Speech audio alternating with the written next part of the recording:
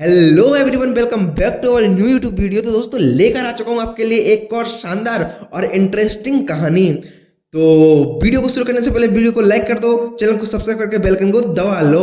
और हाँ, वीडियो को पूरा देखना और देखकर कमेंट में बताना कि कहानी कैसी लगी, और अगर अच्छी लगी हो तो अपने सभी दोस्तों में शेयर कर देना। तो चलिए कहानी शुरू करते हैं। कहते हैं कुछ राज ऐसे होते हैं जिन्हें जानने की कीमत जान से भी ज्यादा होती है। और ये कहानी है ऐसे ही एक राज की, राजा सत्येंद्रपाल के उस खौफनाक सच की जिसे जानने के बाद पूरा राज्य कांप उठा था। राजमहल की ऊंची दीवारों के पीछे लाल झंडों की परछाई में एक सन्नाटा था जो हर रात किसी के आने की आहट देता था। हर रात जब राजमहल के चौथे बुर्ज की दीपशिखा बुझ जाती, कोई आवाज गूंजती, सत्येंद्र, वादा निभाओ। कहानी शुरू होती है अयोधनगढ़ नामक राज्य से, जहां के राजा थे राजा सत्येंद्रपाल, वीर, न्यायप्रिय और असाधारण बुद्धि के धनी। उनकी प्रजा उन्हें भगवान के समान मानती थी, क्योंकि उन्होंने अपने शासन में किसी को भी अन्याय का शिकार नहीं होने दिया था। पर हर चमकती चीज सोना नहीं होती। राजमहल के भीतर सोने की दीवारों के बीच एक ऐसा राज छिपा था जिसे जानने की हिम्मत किसी ने नहीं की थी। राजा सत्येंद्रपाल की पत्नी रानी देविका जितनी सुंदर थी, उतनी ही रहस्यमयी हुई। उनकी आंखों में एक अजीब सी गहराई थी, मानो उनमें कोई दर्द छिपा हो। कहा जाता था देविका को महल में आए अभी कुछ ही वर्ष हुए थे, पर उन्होंने कभी किसी से अपने अतीत के बारे में कुछ नहीं बताया था। एक रात महल के सेवक ने देखा कि रानी चांदनी में अकेली खड़ी हैं और किसी अदृश्य व्यक्ति से बातें कर रही हैं। जब उसने पास जाकर सुना तो रानी कह रही थीं, बस एक आखिरी रात, उसके बाद सब खत्म हो जाएगा। सेवक डर कर भागा और अगले ही दिन मर गया। लोगों ने कहा कि उसने कोई निषिद्ध रहस्य देख लिया था। अयोधनगढ़ के नीचे एक गुप्त सुरंग थी जो किसी अज्ञात दिशा में जाती थी। कहा जाता था कि सुरंग से रात को कोई आता जाता है। राजा ने कई बार आदेश दिया कि सुरंग को बंद कर दिया जाए, पर हर बार रात होते ही उस पर रखे पत्थर हटे हुए मिलते थे। राजा ने अपने सबसे भरोसेमंद सैनिक वीरेंद्र सिंह को बुलाया। वीरेंद्र, आज रात तुम उस सुरंग की रखवाली करोगे। जो भी निकले, जिंदा या मुर्दा, मेरे सामने लाओ। रात गहरी थी, आसमान में बादल थे। वीरेंद्र सिंह छिपकर पहरा दे रहा था। अचानक उसे किसी के पैरों की आहट सुनाई दी। वो झपटा और मशाल जलाई, पर सामने जो था उसे देखकर उसकी आंखें फटी की फटी रह गई। वो रानी देविका थीं और उनके हाथ में एक सुनहरी तलवार थी जिस पर रक्त लगा हुआ था। राजा को जब यह खबर मिली तो उनका दिल टूट गया। उन्होंने रानी से पूछा, देविका, ये क्या है? रानी ने कांपते हुए कहा, महाराज, ये खून आपके दुश्मन का नहीं, आपके अपने भाई का है। राजा सन्न रह गए। मेरे भाई का? पर क्यों?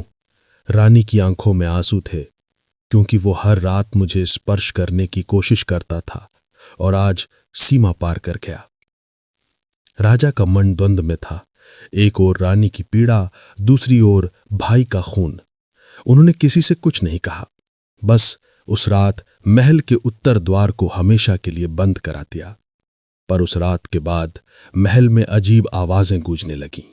कभी कोई दीवार पर खून के निशान दिखते, कभी रानी के कमरे में किसी की परछाई। धीरे धीरे रानी बीमार पड़ने लगी और एक दिन चांदनी रात में उन्होंने आखिरी बार राजा का हाथ थामते हुए कहा, सत्येंद्र, जब तक तुम सच को स्वीकार नहीं करोगे, ये श्राप खत्म नहीं होगा। और उन्होंने आखिरी सांस ली। रानी की मौत के बाद राजा का जीवन बदल गया। उन्होंने किसी से बात करना छोड़ दिया। हर रात उत्तर द्वार के सामने खड़े होकर घंटों चांद को देखते रहते। लोग कहते थे कि वो रानी की आत्मा से बातें करते हैं। एक दिन महल के एक पुजारी ने उन्हें समझाया, महाराज, रानी की आत्मा तब तक शांत नहीं होगी जब तक आप उस सुरंग का सच नहीं जान लेते। राजा ने निश्चय किया, आज वो खुद उस सुरंग में उतरेंगे। रात के तीसरे पहर राजा अकेले मशाल लेकर सुरंग में उतरे। दीवारों पर प्राचीन लेख अंकित थे, कुछ ऐसे चिन्ह जो उन्होंने कभी नहीं देखे थे। थोड़ी दूर जाने पर उन्हें एक पत्थर की वेदी दिखी जिस पर लिखा था, सत्य की रक्षा के लिए झूठ का जन्म हुआ। जैसे ही उन्होंने आगे कदम बढ़ाया, जमीन हिली और एक पत्थर का दरवाजा खुला। अंदर एक ताबूत रखा था और उस पर वही चिन्ह जो रानी की तलवार पर थे। राजा ने ताबूत खोला। अंदर उनके भाई की लाश नहीं बल्कि एक बच्ची थी जो बिल्कुल रानी जैसी दिखती थी। राजा की सांसें थम गईं। तभी एक आवाज गूंजी, सत्येंद्र, यही तुम्हारा सच है। रानी की आत्मा उनके सामने प्रकट हुई। जिसे तुम अपना भाई समझते थे वो तुम्हारा नहीं, मेरा भाई था, और ये बच्ची हमारी संतान। मैंने इसे बचाने के लिए सब झूठ बोला, लेकिन तुम्हारे प्रतिशोध की आग ने सब नष्ट कर दिया। राजा के पैरों तले जमीन खिसक गई। वो चिल्लाए, देविका, माफ कर दो मुझे। पर आत्मा मुस्कुराकर बोली, राजा सत्येंद्रपाल, जब तक तुम अपने राज्य के सामने ये सच स्वीकार नहीं करोगे, तुम्हारा नाम मिट जाएगा। और फिर सब अंधकार में डूब गया। अगले दिन प्रजा ने देखा, राजमहल के सामने राजा खड़े थे, फटे वस्त्रों में, बिना मुकुट के। उन्होंने सबके सामने स्वीकार किया कि मैंने अपने अहंकार में सच को अनसुना किया और मैंने प्रेम को दफनाया। आज मैं अपना सिंहासन छोड़ता हूं, क्योंकि जो राजा सत्य नहीं बोलता वो राजा नहीं, पापी होता है। इसके बाद राजा सत्येंद्रपाल ने अपना मुकुट त्याग दिया और अयोधनगढ़ के उत्तर में एक आश्रम बना लिया। कहते हैं कि हर पूर्णिमा को वहां कोई दीप चलता है और हवा में एक स्वर गूंजता है, सत्येंद्र, वादा निभाओ।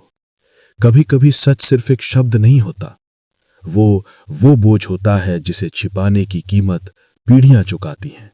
राजा सत्येंद्रपाल ने शासन तो न्याय से किया, पर जब सच को दबाया तो खुद न्याय के घेरे में आ गए। और इस तरह खत्म हुई अयोधनगढ़ के महान राजा सत्येंद्रपाल की कहानी। लेकिन उनके अपराध का प्रायश्चित आज भी हर पूर्णिमा को उस पुराने आश्रम की रोशनी में देखा जा सकता है,